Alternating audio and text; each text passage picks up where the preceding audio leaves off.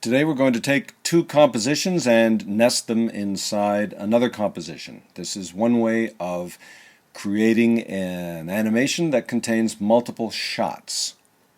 We have our two compositions right here. Shot 1. It's an animation of a gear moving across the screen.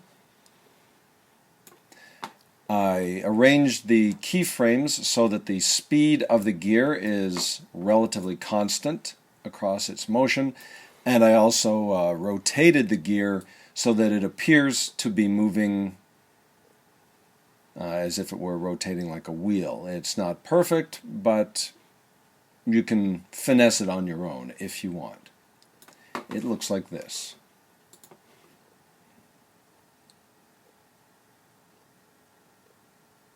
Okay.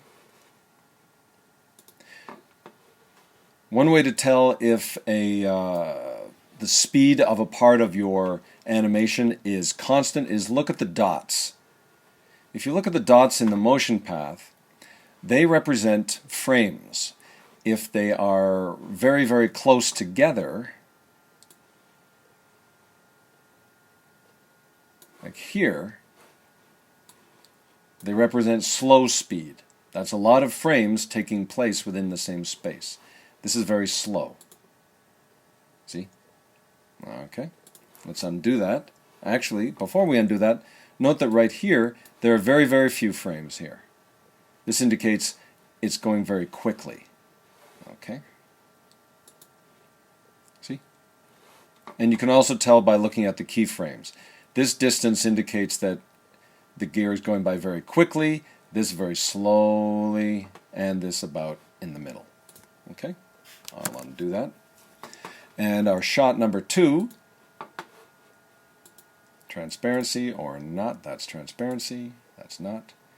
Our shot number 2 is a ladybug animating along a zigzag path. One thing that we should notice here is that the ladybug follows its path. That is not normal by default. You have to manually do that. We'll select a layer and I'll show you how I got there. Layer, transform, auto-orient. We'll see that it is selected to orient along path. The default is off. And this is what you get. The bug does not rotate to match the path, it simply changes its position. However, if we reselect or check again, transform, auto-orient, to orient along path, we are good. If you find that your bug does not orientate or orient itself to the path exactly the way you want, you change its rotation down here. And that's what I did, just to make sure that it automatically follows. The default, let's go back here again, layer, transform, auto-orient, off. Actually looks like that. The bug came in at that orientation, we changed the position, and then in order to make it match the path, layer, transform, auto-orient, I'll orient along path, and then to make it go the way we want, see it is orienting but it's 90 degrees off. We just change the rotation down here, just to 90. I'm not actually keyframing this rotation, I just changed it. Okay? I hope you got that. Okay, so those are our two shots. Now to put them into one assembly, we need to make a new composition. Click the new composition button. And we want to have the NTSC D1 widescreen square pixel because that's the same composition size that the other two compositions are. So once you make sure that that preset is selected, you get the right size, you get the right frame rate. All that's different is the duration. And we want it to be 5 seconds. Okay? Let's call this main. Okay? And it's very simple. To get those two shots into this new main comp, you drag them into either here, or you could even drag them into here. I just drag shot 1 into the main, and I drag shot 2 into the main. You can either drag it up here, or you can drag it down here, or undo, you could drag it into the composition window. However, when the compositions match in terms of size, it's probably a good idea to just drag it into either down here or shot 2 and drag it up here into the main. Okay?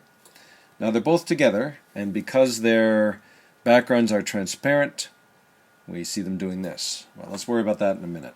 Shot 2, hold down Shift, drag it over here into the locks.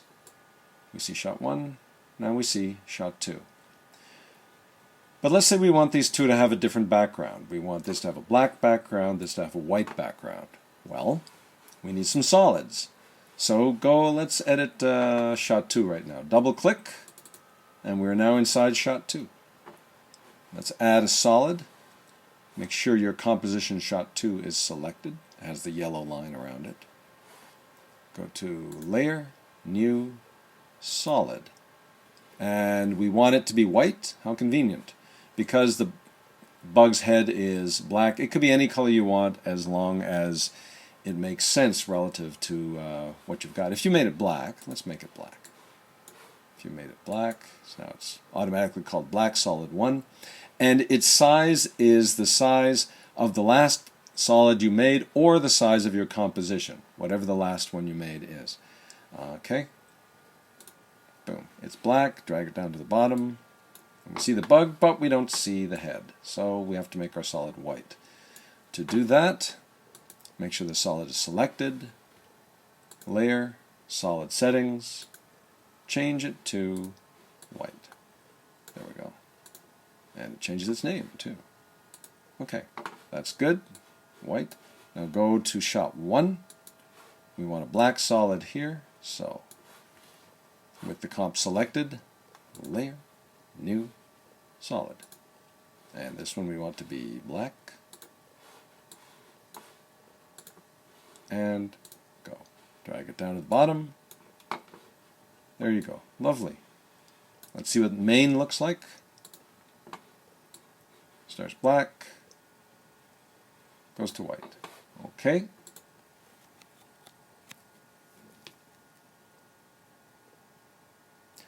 Now let's say that we like the gears motion. Double click on shot 1.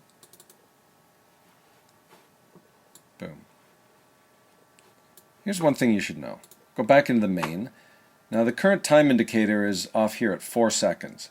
If I double click on shot 1, you might see that the current time indicator is invisible. That's because it's actually way the heck over here. When you have comps within comps, the After Effects takes the current time indicator in the main comp, which is over here. If you want to see that inside shot 1, just click here. And now it's back.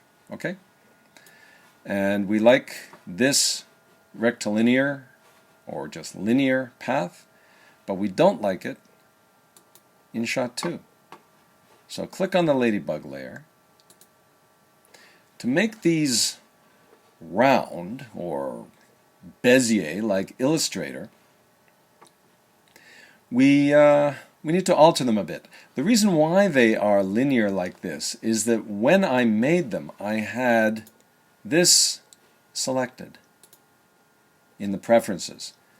Default spatial interpolation to linear. You should set that to whatever you are likely to do on that day. If you are likely to do a lot of linear paths, that is straight lines, then select this to default spatial interpolation to linear.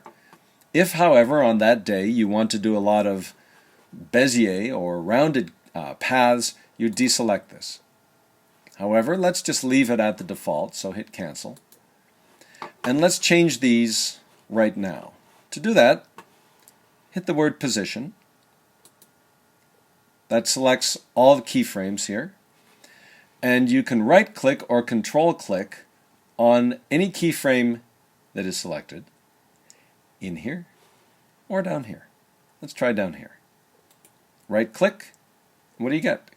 Go to keyframe interpolation. Spatial interpolation